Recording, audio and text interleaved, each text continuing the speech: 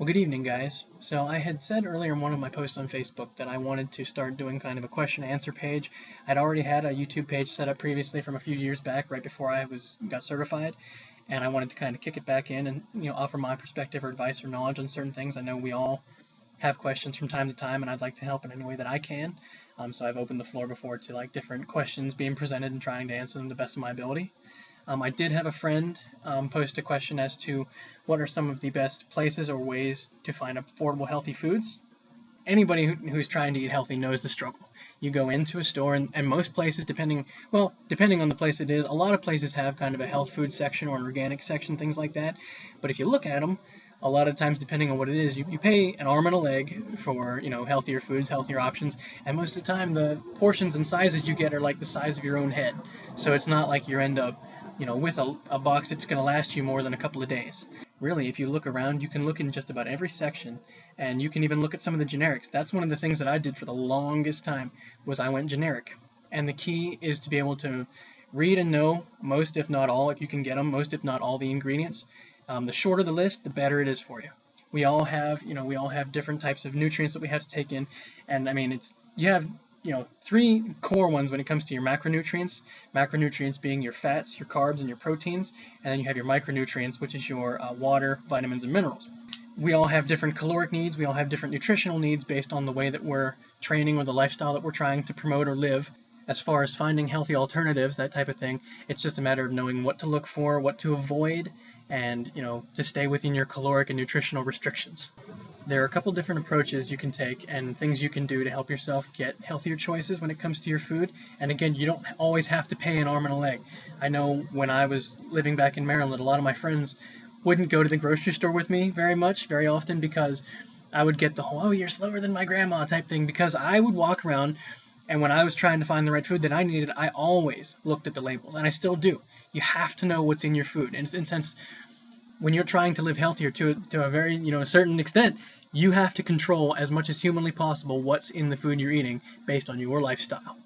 My first piece of advice would definitely be, as I said earlier, check out your generics. They're going to be a little bit cheaper, and a lot of time, if you look hard enough, they're going to be actually pretty high quality.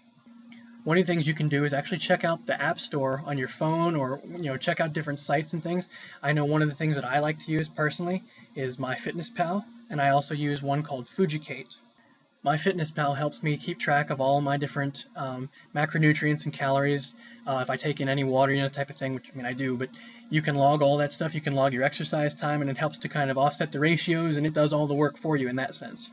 With Fujicate, one of the things you can do is scan the food, and it will actually give you a letter grade based on how nutritious the food is for you, and then it will tell you why. It'll actually give you the reason why this food is a good or bad choice for you, so that's always a plus too. While we're on the subject of nutrition, let me talk a little bit about the micro and macronutrients that we have. What a lot of people talk about anymore in like the fitness and health world, of course, is macronutrients, which come again from your fats, your carbs, and your proteins. Your carbs are your things like your breads, your pastas, your oatmeal, your grains, things like that. Your proteins, obviously, are going to be anything like chicken, your meats. You can get protein from other sources too, beans. You can get protein from nuts, peanut butters, things like that.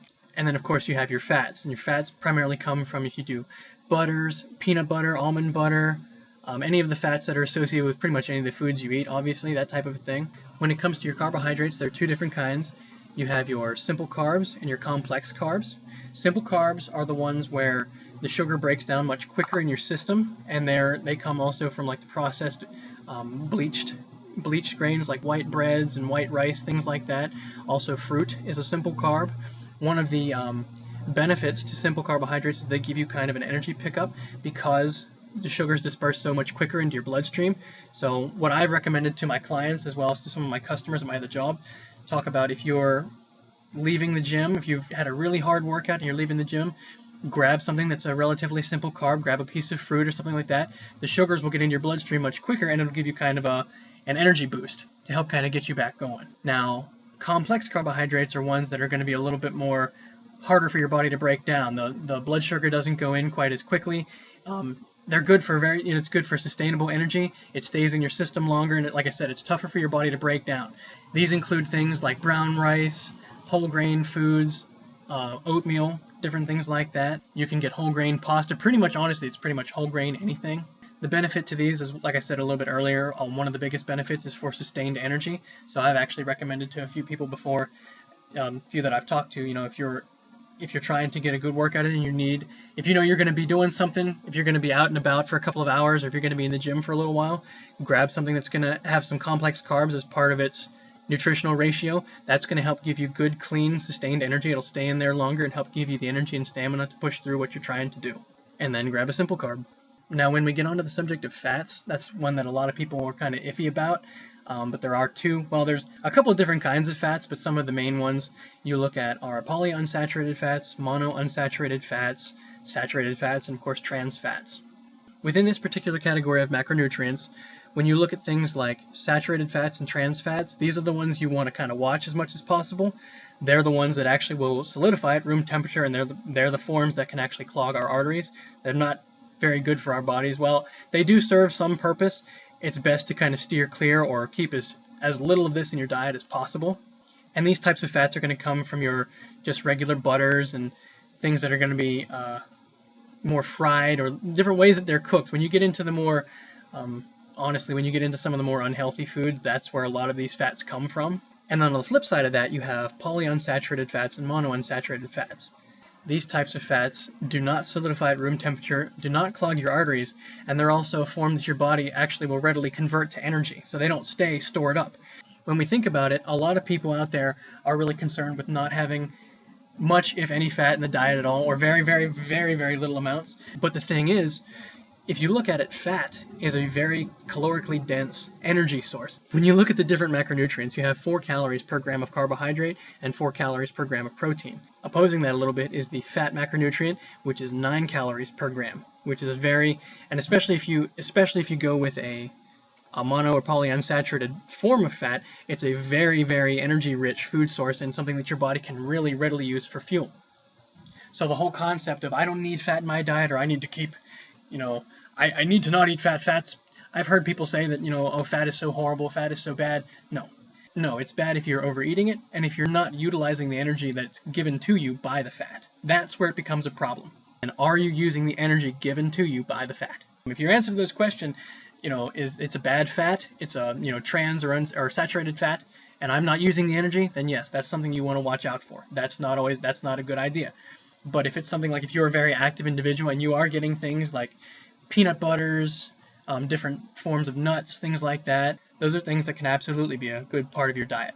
Now again, all this really depends on the person. It depends on how we train, or if we're training, or what kind of lifestyle do we lead.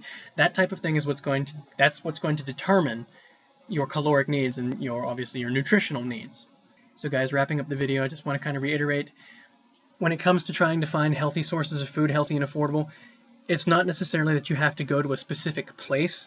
It's just a matter of knowing pretty much what's in the food that you're buying. That's probably the biggest thing, is knowing what's in your food.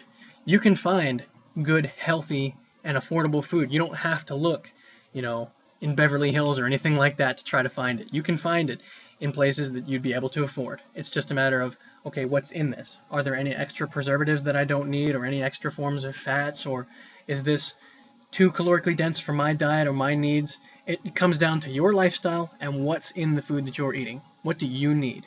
Know those things, and you'll be well on your way to living a healthy, successful lifestyle. Alright guys, as always, if you have any questions about anything, feel free to leave a comment, email me, send me a message, and I'll be happy to address it. Have a great day.